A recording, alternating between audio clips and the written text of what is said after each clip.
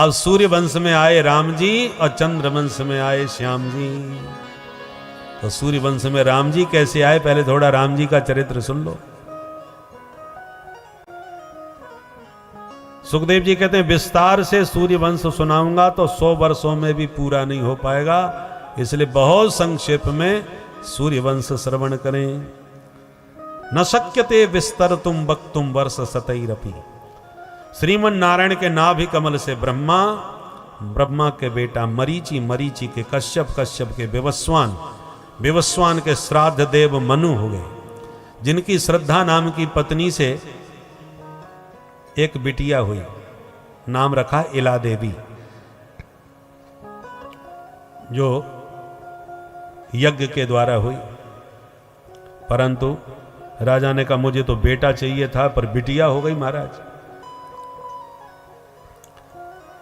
तो वशिष्ठ जी ने फिर उस बिटिया को ही बेटा बना दिया।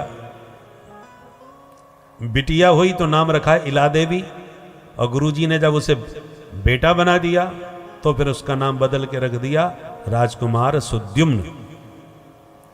अब इन कथाओं को पहले जब लोग कहते थे तो कहते ये गपाष्टक है, ये कहाँ की बातें, बिटिया को बेटा बना दिया। पर आज सब वैज्ञानिक ये चमत्कार दिखाने लगे हैं, तब हम लोगों को समझ में आता है कि इसका मतलब ये ज्ञान विज्ञान सब ऋषियों के पास था। इन कथाओं के, पुराणों के माध्यम से हमें वो इतिहास बताया गया है। ये कोई नई बात नहीं है, ऋषियों के पास ये सारा विज्ञान था। बाद में मनु महाराज के फिर 10 बेटा हो गए, इक्ष्वाकु, नृग, सरयाती, प्रसद, नवग, कवि, ये सब 10 बच्चे हुए। उनमें एक बेटा जो सरयाती था, उसकी एक बिटिया भाई नाम था सुकन्या देवी, उसने गलती से च्यवन बाबा की आंखें फोड़ दी, तो उस राजकुमारी का विवाह ही च्यवन मुनि से कर दिया। बाद में च्यवन मुनि ने अश्विनी कुमार, जो देवताओं के डॉक्टर हैं, उनका आह्वान करके पुनः दिव्य देह धारण कर लिया। न जाने कौन सा च्यवन प्राश खाया च्यवन मुनि ने कि बुढ़े से जवान हो गए, बढ़िया सी आंखें भी हो गई अश्विनी कुमारों की कृपा से। इन्हीं सरयाती जी के वंश में राजा रेवत हुए, जिन्हें रेवत महाराज की पौत्री रेवती जी का विवाह कन्हैया के बड़े भैया बलराम जी से संपन्न हुआ था।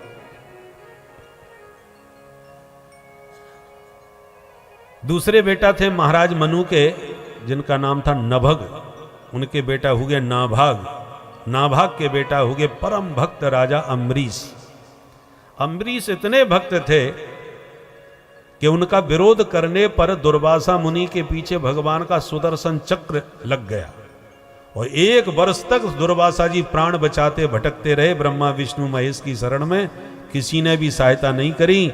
भगवान विष्णु ने भी अंत में यही कह दिया, अहम भक्त पराधीनो यस्वतंत्र इव द्विज। दुर्वासा जी मैं भक्तों के अधीन हूं, तुमने मेरे भक्त अम्बरीश का अनादर किया है, प्राण बचाना चाहो तो मेरे भक्त अम्बरीश की ही शरण में तुम्हें जाना पड़ेगा। 1 साल भटकते भटकते अंत में दुर्वासा जी को अम्बरीश के चरणों में गिरना पड़ा। जब अम्बरीश ने प्रार्थना करी तब सुदर्शन शांत हो गए और दुर्वासा जी के प्राण बचे। ऐसे परम भक्त अम्बरीश थे। अम्बरीश के वंश में हो गए युवनाश्व, युवनाश्व के हो गए मानधाता, मानधाता के वंश में सत्यव्रत हो गए, हरिश्चंद्र हो गए सूर्यवंश के सत्यवादी हरिश्चंद्र, हरिश्चंद्र के बेटा रोहित हो गए, रोहित के बाहुक हो गए, बाहुक के सगर हो गए। सगर की 2 रानी थी, सुमति और केसनी। एक रानी का इकलौता बेटा, दूसरी रानी के 60,000 बच्चे हुए, पर उन्होंने कपिल भगवान का अपमान कर दिया, इसलिए उनकी दृष्टि से सबके सब भस्म हो गए। तो दूसरी रानी का जो बेटा था असमंजस, उसका बेटा हुआ अंशुमान, अंशुमान के दिलीप, दिलीप के हुए भगीरथ। ये भगीरथ भागीरथी गंगा को स्वर्ग से लाए और शिव जी की जटाओं से होते हुए भारत भूमि में आकर अपने पूर्वजों की राख का गंगा जी से स्पर्श करवाए, और जो गंगा जी ने उस राख को छुआ, यज्जल स्पर्श मात्रेण ब्रह्मदंड हता अपि सगरात्मजा दिवं जगमु केवलम देह भस्म भी।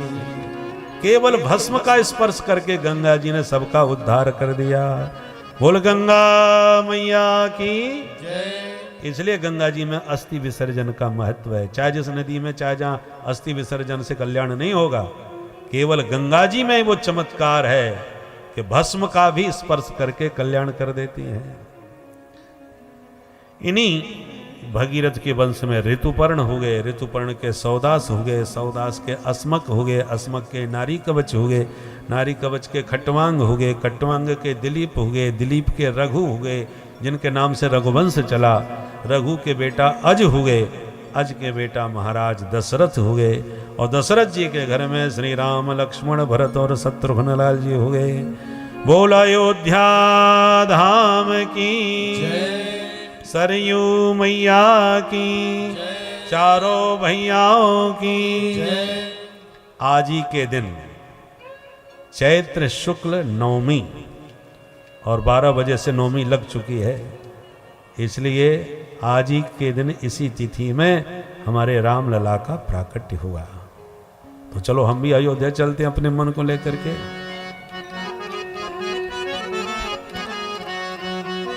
चारों भैया प्रकट हुए हैं, इसलिए हम अपने मन को आज चारों तरफ अयोध्या में बधाइयां गब रही हैं, तो हम भी रामलला की बधाई गाने के लिए अपने मन को अयोध्या धाम लेकर के चलते हैं।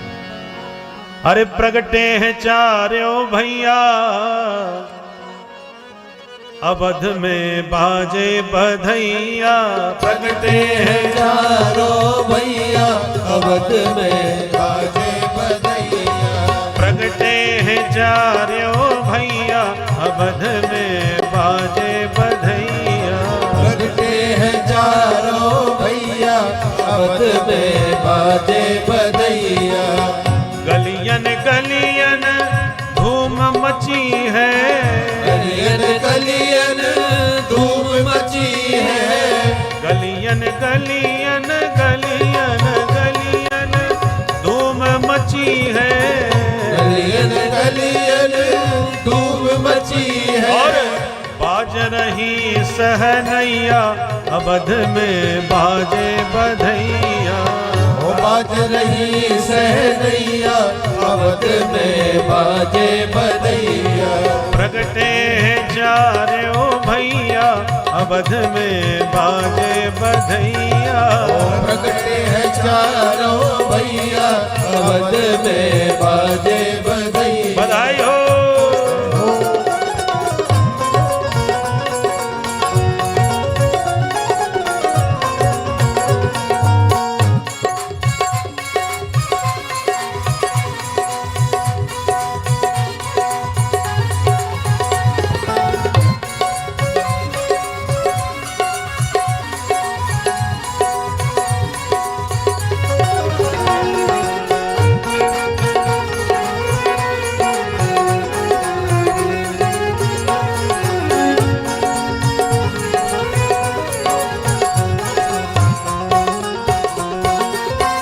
जगमग जगमग दियला जलत है, जगमग जगमग दियला जलत है, जगमग जगमग जगमग जगमग दियला जलत है, जगमग जगमग दियला जलत है। और झिलमिल हाँ झिलमिल होत अटैया अवध में बाजे बधैया, झिलमिल होत अटैया अवध में बाजे बधैया, प्रगटे चारों भैया अवध में बाजे बधैया, प्रगटे चारों भैया अवध में बाजे बधैया। बधाई हो।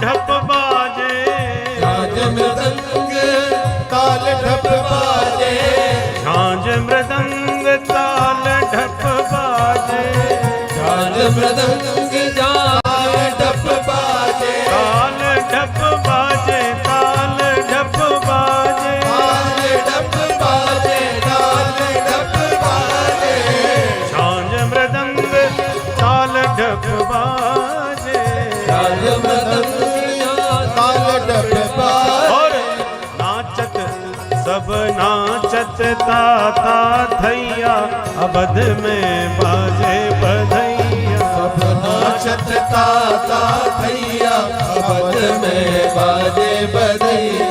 प्रगटे हैं चारों भैया, अवध में बाजे बधैया, प्रगटे हैं चारों भैया, अवध में बाजे बधैया, अवध में बाजे बधैया, अवध में बाजे बधैया, अवध में बाजे बधैया। बोल राम लला की जय अयोध्या धाम की जय। आज के आनंद की जय।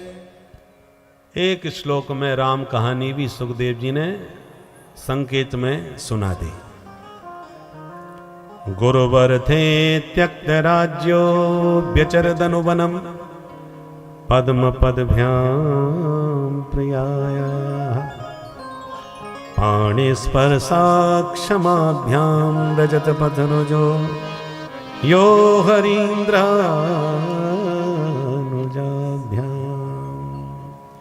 कैसे हैं हमारे रामलला? एक झांकी रामलला का स्मरण करें हम, एक झांकी में, क्योंकि चरितम रघुनाथस्य शतकोटि प्रविस्तरम। राम जी का चरित्र तो अनंत है, और सुखदेव जी को परीक्षित के लिए कृष्ण कथा विस्तार से सुनानी है, इसलिए राम कथा की थोड़ी चटनी चखा दी, विस्तार नहीं किया, पर सुनाया जरूर, क्योंकि मर्यादा पुरुषोत्तम रामलला के स्वरूप को समझे बिना लीला पुरुषोत्तम कृष्ण की कथा समझ में आने वाली नहीं है। क्योंकि राम चरित्र परम पवित्र और कृष्ण चरित्र महाविचित्र, तो पवित्र राम कथा जब समझ में नहीं आएगी तो फिर विचित्र कृष्ण कथा कोई कैसे समझ पाएगा? इसलिए संक्षेप में सुने। भोले बाबा भवानी से रामचरित मानस में कहते हैं, उमा राम स्वभाव जही जान, उमा राम स्वभाव जही जान, ताहि भजन तजे भाव न आना, ताहि भजन तज भावना, उमा राम स्वभाव जही जाना, उमा राम स्वभाव जही जाना। एक कहावत है, पूत के पांव पालने में ही समझ में आ जाते हैं। राम जी का स्वभाव बचपन से ही देखो। जब छोटे से राम जी सखाओं के साथ खेल रहे थे दशरथ जी के प्रांगण में, कि भोजन का समय हो गया, मध्याह्न 12 बजे का। दशरथ जी महाराज आए, अम्बा कौशल्या जी भोजन की तैयारी किए, परंतु दशरथ जी के प्राण हैं प्रभु श्री राम, उनके बिना उन्हें भोजन पानी अच्छा नहीं लगता। तो महाराज ने बार बार रामलला जो खेल रहे थे सखाओं के साथ आवाज लगाई, वत्स राघव शीघ्र आओ, चलो भोजन पाओ, देखो भोजन का समय हो गया बेटा। अनेक बार पुकारे पर राम जी एक बार भी नहीं आए। बेबस होकर के महाराज ने अम्बा कौशल्या जी से कहा, देवी तुम ही बुलाओ, हमारे बस की बात नहीं, हमारी तो सुनता ही नहीं। तो अम्बा कौशल्या जी भी बार बार बुलाने लगी, परंतु राम जी फिर भी नहीं आए। तो ये कैसे राम जी हैं जो मैया बाप की नहीं सुनते? कारण क्या है? दोनों ने बुलाया तो राम जी आए क्यों नहीं? गोस्वामी जी चित्र खींचते हैं अपने शब्दों में।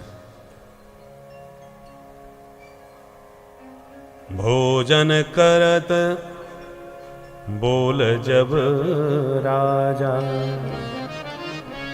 नहीं आवत तज बाल समाजा। कौशल्या जब बोलन जाही, ठुमक ठुमुक प्रभु चलहि पराई।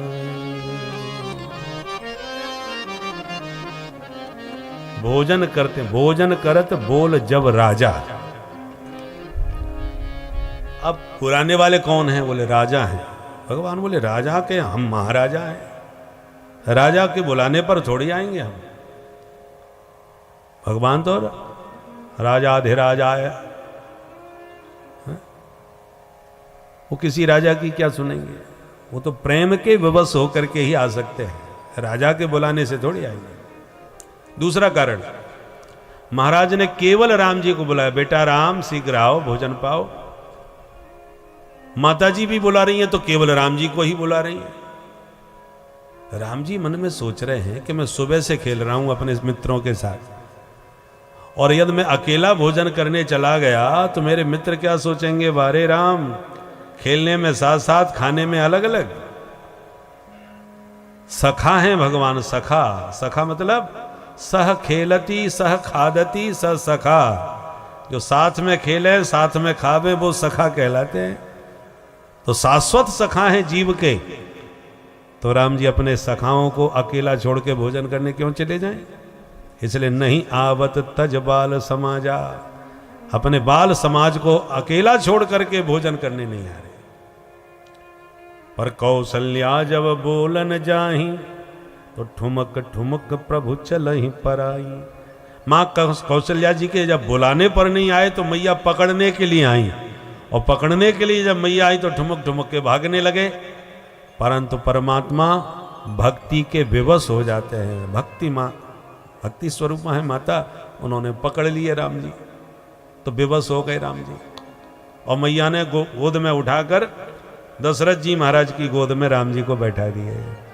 चक्रवर्ती महाराज भोजन पाने के लिए बैठे हुए हैं और गोद में ला करके माँ ने राम जी को बैठा दिया। और माँ ने कहा महाराज इसको पकड़ के रखिए, फिर न खिसक के भाग जाए, बड़ी मुश्किल से पकड़ में आया है। तो दशरथ जी छाती से चिपका के राम जी को बैठे हैं। इतने में माँ कौशल्या जी ने विशाल भोजन का बहुव्यंजन से युक्त थाल परोस करके चक्रवर्ती जी के सामने रख दिया। पाइए महाराज। महाराज छोटे छोटे ग्रास पहले रामलला को पवाते हैं। राम जी पा रहे हैं पर इधर उधर ताक रहे हैं, झांक रहे हैं। क्यों? क्योंकि चित्त अभी मित्रों में रखा है। मेरे सखा सोच रहे होंगे अकेला चला गया भोजन पाने, हमको नहीं बुलाया। तो राम जी भोजन पा रहे हैं पर भोजन में बिल्कुल मन नहीं है, भागने की जुगाड़ लगा रहे हैं। भोजन करत चपल चित इत उत अवसर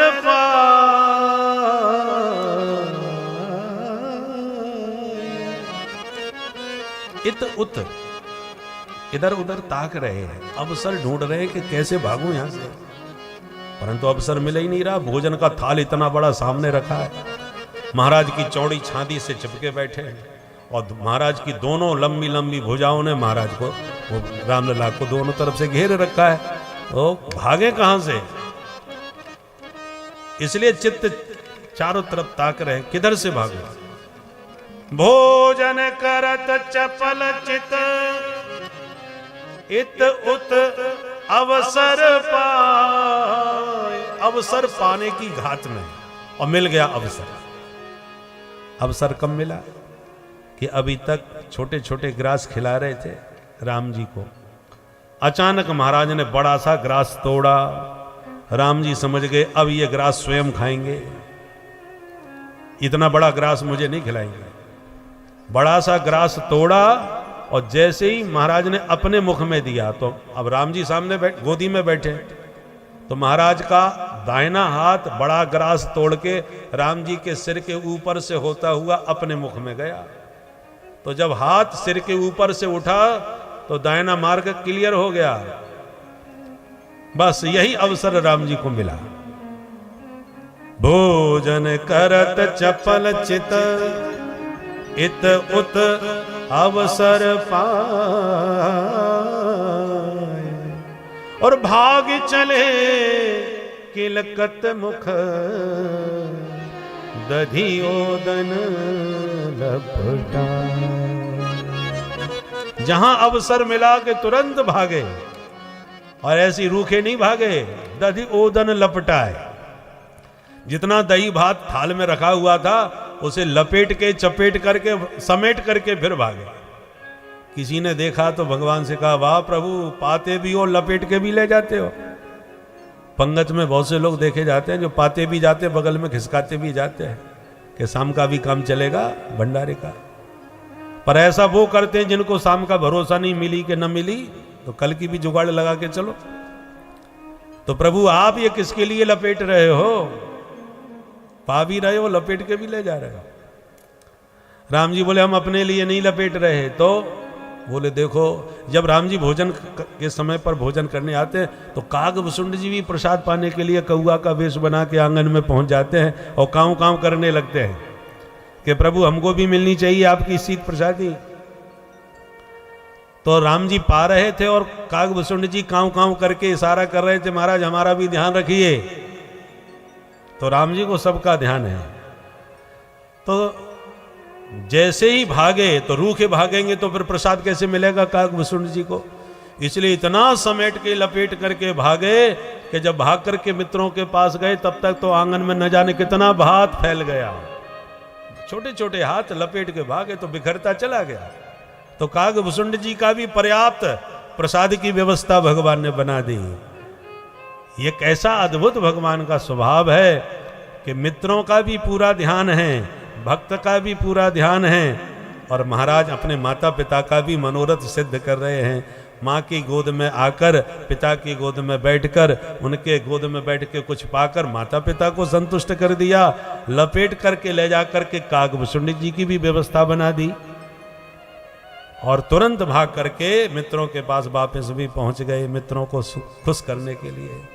तो ऐसा कोमल प्रभु का स्वभाव है जो सबके मन की बात रखते हैं।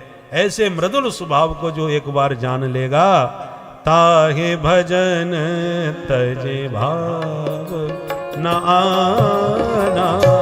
ताहे भजन तजे भाव न आना। राम स्वभाव जही जाना। स्वभाव जही जाना। ताहे भजन तज भाव न आना। ताहे भजन तज भाव। भजन तज भाव। भजन तज भाव। ऐसा कोमल भगवान राम जी के स्वभाव को जो एक बार जान लेगा, उसे राम जी के अलावा दूसरा कोई कुछ भाने वाला नहीं है। ऐसे राम जी का हम बारंबार वंदन करते हैं, उनके चरणों में नमन करते हैं। राम जी को बस इसी झांकी के साथ प्रणाम करते हैं। अब नंद नंदन कृष्णचंद्र जी की दिव्य झांकी का दर्शन करने के लिए अब हम अयोध्या से मथुरा की ओर गमन करते हैं। अथातः श्रूयतां राजन् वंशः सोमस्य पावनः। यस्मिन् ऐलादयो भूपाः कीर्तन्ते पुण्यकीर्तयः। सूर्य वंश में तो आए राम जी, अब चंद्र वंश में आए श्याम जी। श्रीमन नारायण के नाभि कमल से ब्रह्मा, ब्रह्मा के बेटा अत्रि, अत्रि के हो गए चंद्रमा, चंद्रमा के बेटा बुध, बुध के बेटा पुरुरवा। इनका दूसरा नाम था ऐल। इनका विवाह हुआ उर्वशी अप्सरा के साथ। इनसे 6 बेटा हुआ, आयु, श्रुतायु, सत्यायु, रय, जय और विजय। इन्हीं के वंश में आगे चल के राजा हुए नहुस। नहुस के भी बेटा 6, यति, ययाति, संयाति, आयति, बियति और कृति। उनमें जो ययाति थे उनके 2 विवाह हुए, देवयानी और शर्मिष्ठा से। दोनों रानियों से 5 बेटा हुए, यदु, तुर्वसु, द्रुह्यु, अनु और पुरु। सबसे छोटा बेटा पुरु था, जिसने अपना यौवन पिता को दिया और पिता का बुढ़ापा स्वयं ले लिया। पिता ने प्रसन्न होकर के सबसे छोटे बेटे को ही सम्राट बना दिया। पुरु बने सम्राट, जबकि उम्र में सबसे छोटे। पुरु के वंश में हुए राजा दुष्यंत, जिन्होंने शकुंतला से गांधर्व विवाह करके परम प्रतापी पुत्र भरत को जन्म दिया। इस भरत के वंश में जो राजा हुए सब भारत कहलाए। इन्हीं के वंश में राजा रंतदेव हुए प्रजावत्सल, और इसी पवित्र वंश में परीक्षित तुम्हारा जन्म हुआ है। पांडव इसी वंश के थे, भरत के वंश से, इसलिए भगवान अर्जुन को भारत बोलते थे। गीता में कई बार भारत संबोधन अर्जुन को किया। यदा यदा हि धर्मस्य ग्लानिर्भवति भारत, ये प्रसिद्ध श्लोक है। तो भारत जो का मतलब क्या है? अर्जुन को संबोधन है भारत, अर्थात है भरतवंशी। और इन्हीं अर्जुन के पौत्र हैं परीक्षित, जो भागवत सुन रहे हैं सुखदेव जी से। अर्जुन के बेटा अभिमन्यु, अभिमन्यु के परीक्षित। तो परीक्षित को सुखदेव जी भागवत में कई बार भारत कहते हैं। तस्मात् भारत सर्वात्मा भगवान हरिरीश्वर, माने सब भारत कहलाए। और ये तो रही पुरु वंश की चर्चा। अब जब पुरु के बड़े भाई, सबसे बड़े भैया थे यदु, उनसे यदु से यादव वंश चला। जिस यदुवंश में महाराज अजमीर हुए, देवमीर हुए, सूरसेन हुए, आनक दुंदुभी हुए। सूरसेन पुत्र जो आनक दुंदुभी थे, यही बड़े हो, ये इनका जन्म हुआ तो आकाश में दुंदुभियां बजने लगी थी, इसलिए नाम आनक दुंदुभी पड़ा। इन्हीं का बड़े होकर नाम पड़ा वसुदेव। और इन्हीं वसुदेव जी के घर में हुए वासुदेव कृष्ण। वसुदेव जी का विवाह देवकी से हुआ। देवकी के 8 बेटा और 1 बेटी हुई। उसमें 8वें पुत्र भगवान कृष्ण कन्हैया हुए। और जो बिटिया भाई वो परीक्षित तुम्हारी दादी मैया, जिनका नाम है सुभद्रा। सुभद्रा अर्जुन को ब्याही, भगवान की बहन। जैसे एक श्लोक में राम कहानी सुनाई, वैसी कृष्ण कथा भी परीक्षित को सुना दी एक श्लोक में पूरी। परीक्षित तो घबरा गए, तुरंत हाथ जोड़ के खड़े हो गए। सुनो सुनो महाराज, राम कथा इसलिए संक्षेप में सुनी थी ताकि कृष्ण कथा विस्तार से सुनो। अब कृष्ण कथा में हड़बड़ी बिल्कुल नहीं होना चाहिए। मुझे विस्तार से आप सुनाइए कृष्ण कथा। और 10वें स्कंद में प्रवेश हो गया। कथितो वंश विस्तारो भवता सोम सूर्ययो राज्ञां शोभयवंश्यानां चरितम परमाद्भुतम। परीक्षित ने कहा महाराज, आपने सूर्य चंद्र वंश का बहुत विस्तार कर दिया, उनके हुए, उनके वो हुए, और जब मेरे प्रभु की चर्चा आई तब आपने इतनी चटपटी क्यों दिखाई? मैं विस्तार से सुनूंगा कृष्ण कथा, क्योंकि कृष्ण कथा भवरोग की मधुर दवा। भवरोग किसे कहते हैं? जन्म और मरण, बार बार पैदा हो रहे हैं, बार बार मर रहे हैं, इसी का नाम है भवरोग। और इसकी सुंदर दवा क्या है? होम्योपैथिक दवा। 4-4 गोली 2-2 घंटे में चूसते जाओ, मुंह भी मीठा हो जाए, बीमारी भी जड़ से चली जाए। ऐसी भगवान कृष्ण की जो कथा है, ये भवरोग की मधुर दवा है, होम्योपैथिक। प्रेम से भगवान की मधुर कथा सुनो, मन को माधव के चरणों में लगाकर जन्म मरण रूपी भवरोग से छुटकारा पा जाओ। भवौ सदा श्रोत्र मनोभिरामा। मेरे पितामह पांडवों ने गोविंद की कृपा की नौका में बैठ करके कौरव रूपी विशाल सेना के समुद्र को पार कर लिया था। मेरी मां उत्तरा के गर्भ में आकर के गोविंद ने मेरे को नया जीवन दान किया था। उनकी कृपा से मैं जिंदा हूं। मैं जानना चाहता हूं कि मां शब्द में कितनी ममता होती है। फिर जिसके नाम में दो दो माँ हो, माँ माँ, तो मामा तो और प्यारे होने चाहिए। फिर भगवान ने मामा को क्यों मार डाला? बहुत सारी जिज्ञासा मन में है। इसलिए कृपा करके मुझे कृष्ण कथा विस्तार से सुनावें, मेरे भोजन पानी की कोई चिंता न करें। सुखदेव जी खुश हो गए।